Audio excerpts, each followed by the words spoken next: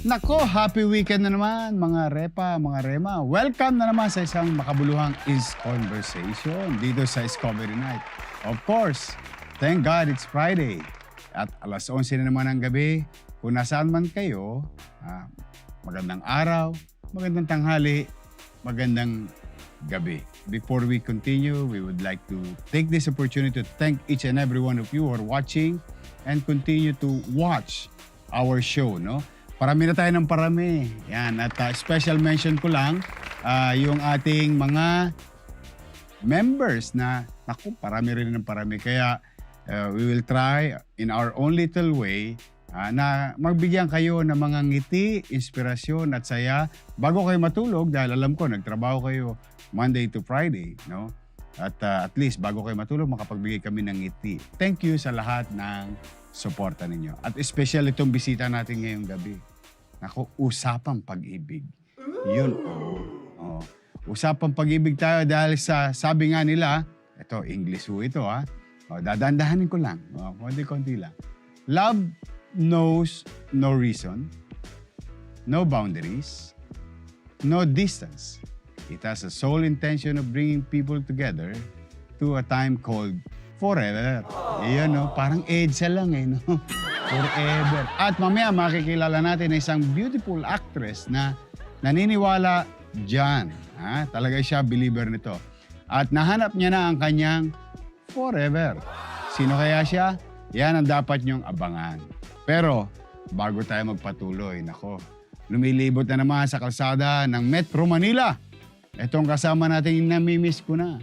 Ang ating minamahal na hindi naubusan ng kalokohan sa katawan. Ito naman po ang kanyang mga katanungan sa Discovery Mike. Mike L. Jackson.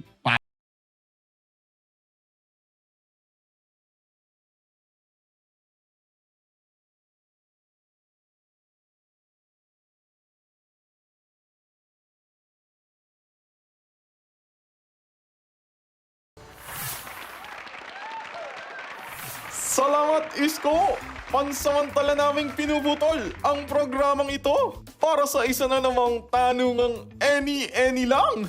Kasama ang mga repa natin sa lansangan. Ako po, si Mike L. Jackson. At ito ang Discovery Mike. Kung ang 12 inches ay 1 foot, paano mo susukatin ang pagmamahal mo sa kanya na hindi naman nasusuklian? Lalim. Ibigay ko lang lahat, kahit di niya suklian, para lang maramdaman niya yung binibigay kong na pagmamahal sa kanya. Nasuklian na, 3 anak pa. Ito, nabablanko ako eh. Kagising ko lang eh. Ang hirap. Ang hirap eh. Pagdating sa pag-ibig, ang hirap talaga sumagot. Depende po yun sa pagmamahal niya sa akin. Siyempre, iba pa rin po yung sukat ng pagmamahal ko sa kanya. At kung kaya niya naman po suklian yun, di ba, bahala na po siya. Yun lang po. Hindi ko naman po kailangan sukatin kasi mahal ko naman po siya.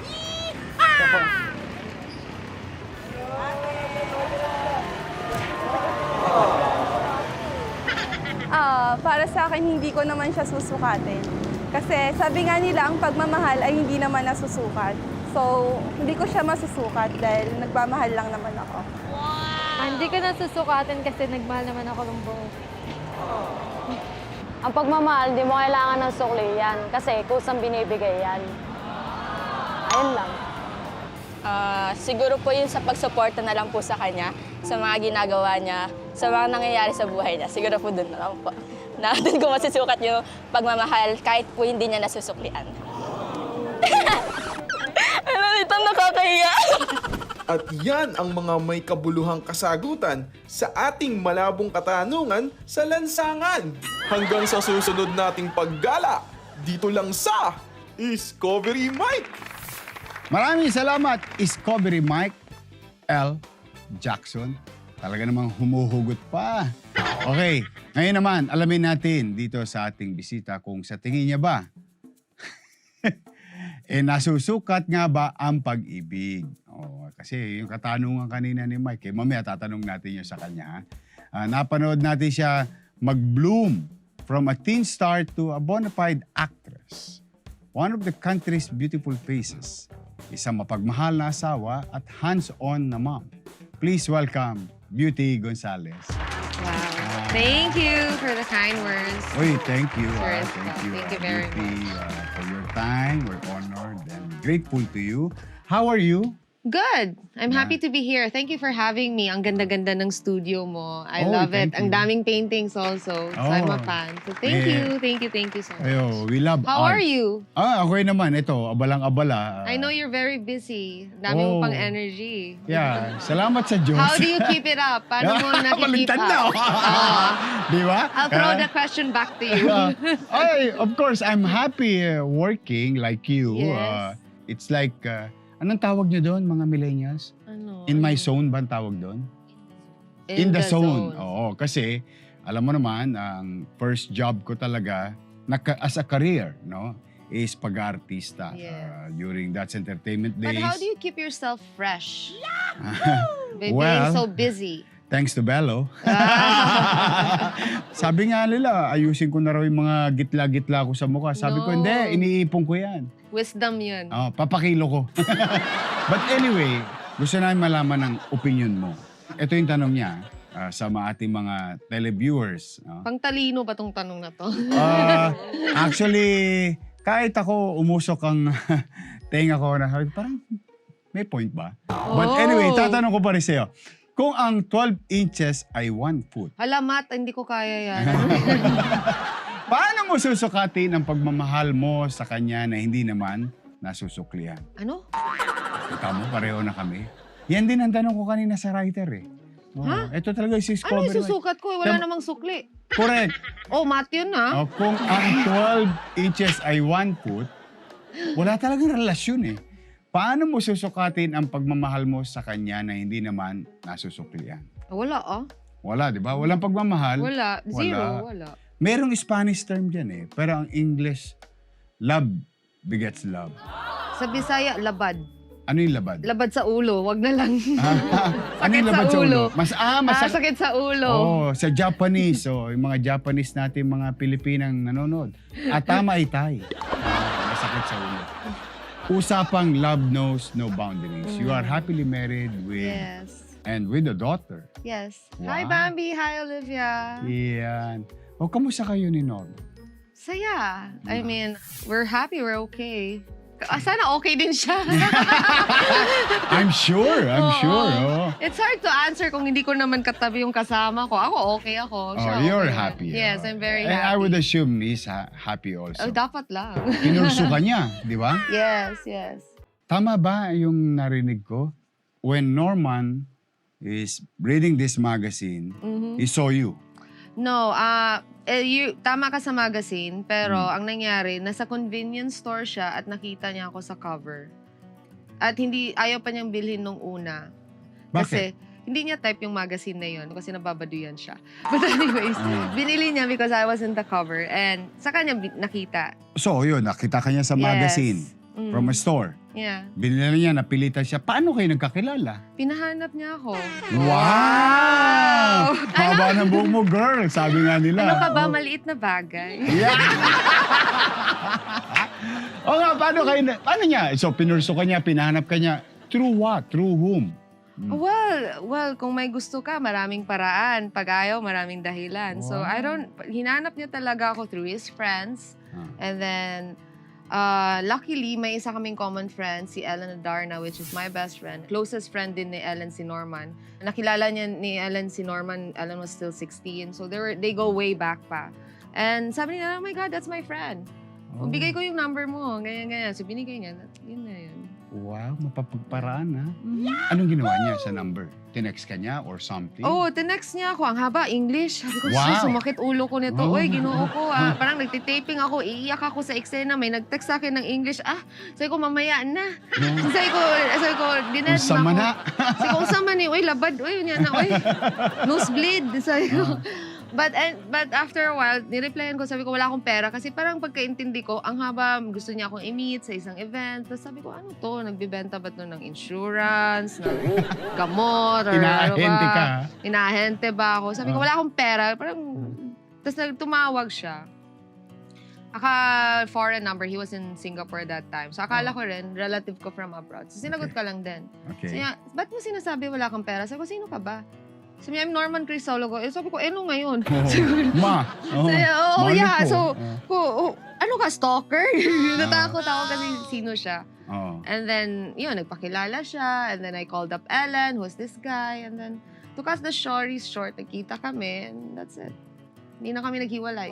Okay, before you continue that, ano ang ideal man mo sana bago mo siya na-meet? All I wanted was just a guy who makes me laugh. Like, funny, smart, mabait. Yun talaga. Para sa akin, it's, kung matalino, magaling makipag-usap, parang plus points yan sa akin. Pero, syempre, mas plus points kung gwapo. Yun, Sakit sa ulo, sakit sa mata kung hindi gwapo, di ba? Araw-araw mo yun, pagkagising mo, yun na yun. Oo, parang, ay, inuo ko. I mean, honestly ba? But you know, pinawisan ako. Yatay.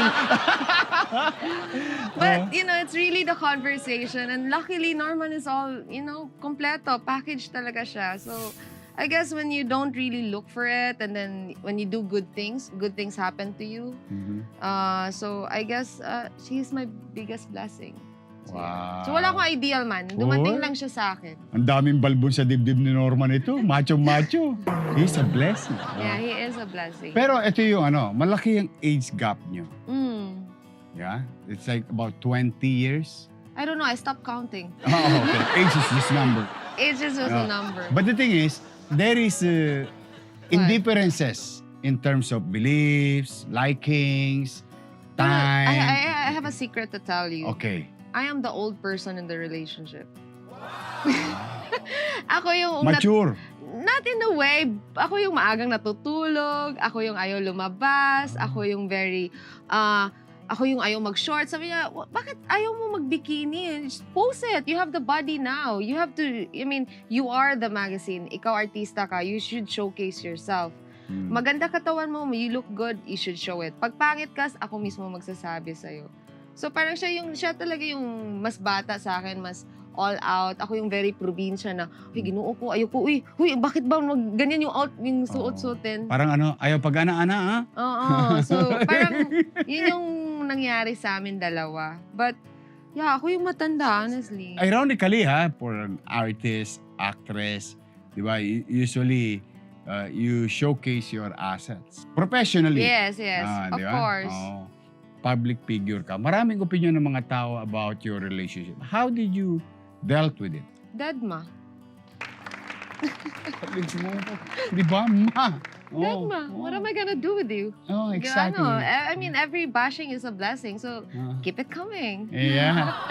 Bashing is cashing. Yeah. So Deadma, I don't want to stress myself na sa bagay na hindi naman ako mag-grow. So, Ngayon, question. Ito na. It happened, hindi naman nangyari sa akin, pero ito yung challenge. This is very interesting. Oh, Anong nangyari sa'yo? So, what kasi happened to you? Challenge to na artista ang isa, tapos yung isa hindi artista. So, most likely isa public figure, yung isa, just a normal person dealing with their lives every day. Now, pag artista, you have to act on a particular character. And you have to, if you continue doing that while having a relationship, whether jowa, o nobyo-nobya, o asawa, nagsiselos ba si Norman? No.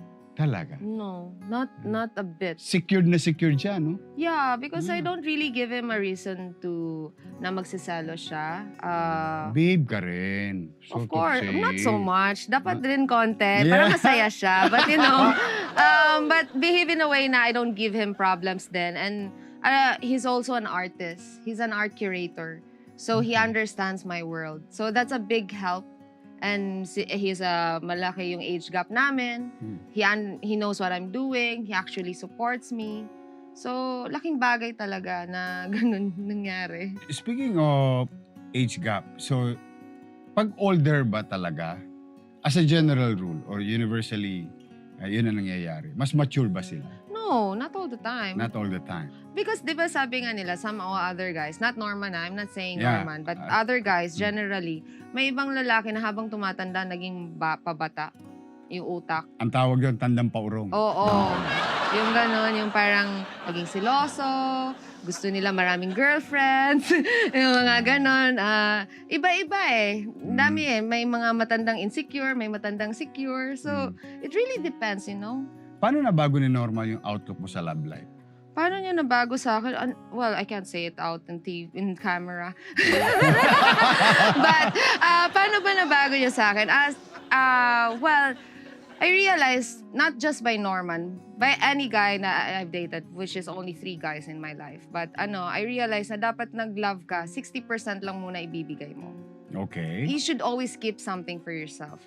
Pag lumagpas na kayo ng 5 That's years, nice. sige, dagdagan natin. 20? 65%. Oo. Yan. 5 years is fast. Oh. Pag lumagpas ng 10 years, sige na nga, 80%. Mm. But you should always leave something for yourself. Even kahit mag-asawa kayo? Yes, of course. Oh, that's a good lesson And I don't tonight, depend on Norman. Oh. Yes. I mean, that's a good lesson that whether you're the husband or the wife, you have to keep something for yourself. Of course. To love yourself pa rin. Yes. Oh, that's nice. And what is the best thing about Norman or your husband? Everything. Wow. Yeah. Pang Miss Universe to, ha? Diba? Everything. Everything is good about him. And talagang totoo lang, nagbago yung buhay ko dahil sa kanya.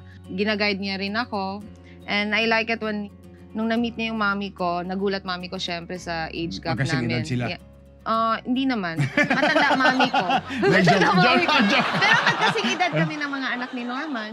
Talaga? Yeah. And I'm so blessed that they're boys. Kaya wala silang pakialam sa akin. Okay. Kung babae sila, lagot ako. Yari. Oh, Yari siya ako. selos. Oh. Yes. I mean, honestly, yun naman yung totoo. Pero gusto ko yung sinabi niya sa mami ko na I'm not a problem. I'm the solution of the problem. So, yun. Ang daming hugot, no? Ang Hindi ganda ng mga naman, binibitawan ano ka niya, di ba? naman? Yeah. Oh, di ba?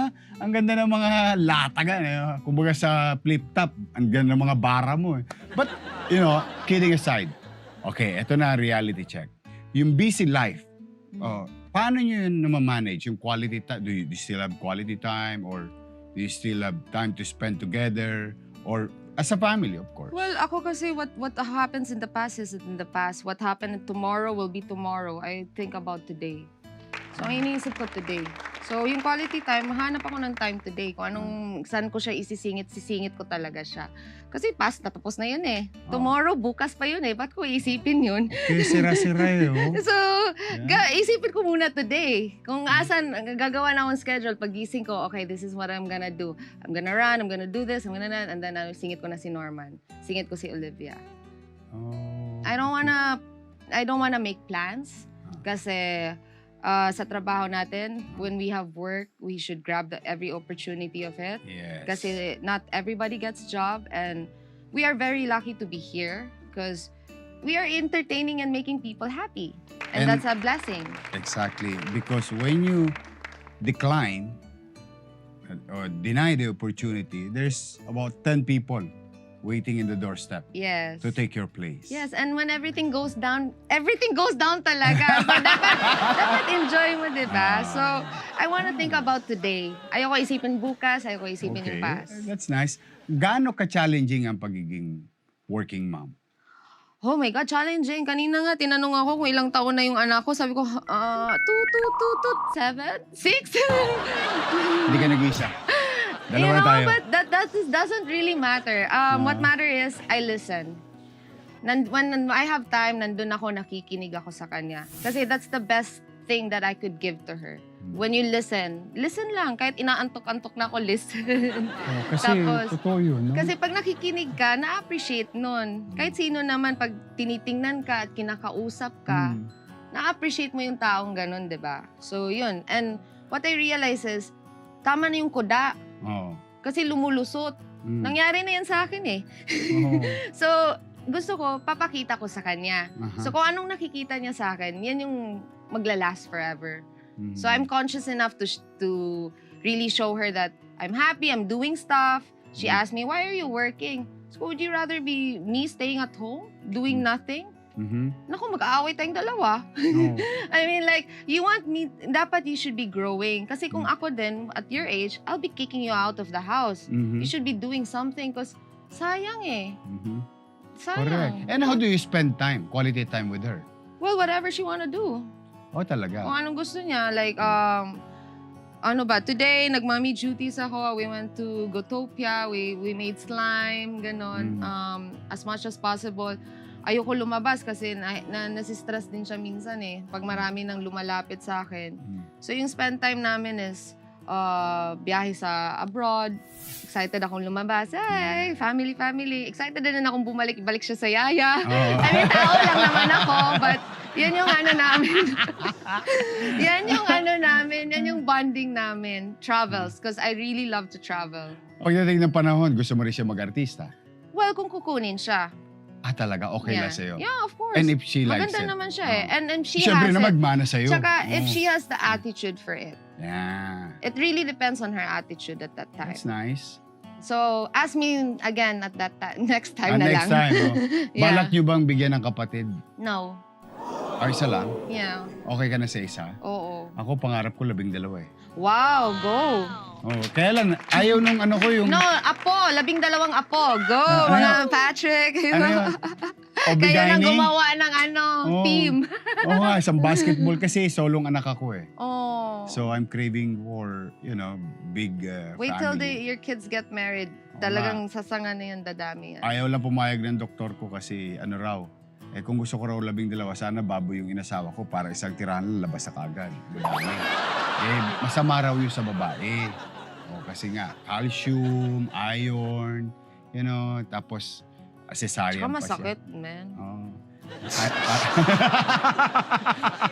Kaya ayaw na umulit. No, it's not like that. It's not like ayaw ko umulit talaga. Yeah, yes, for sure, it's masakit. It's really painful talaga. Oh, But yeah. it's because if I do the math with my husband is, I don't know, I stopped counting how old is he. Basta I remember he's just 53 when I met him. I don't count. Kung tinanong kami ilang years kami, I don't know. I only remember the day I met him. Wow. Yun lang yung importante sa akin. Kasi if I count, nabubukayo ako na hindi ko alam. Oh.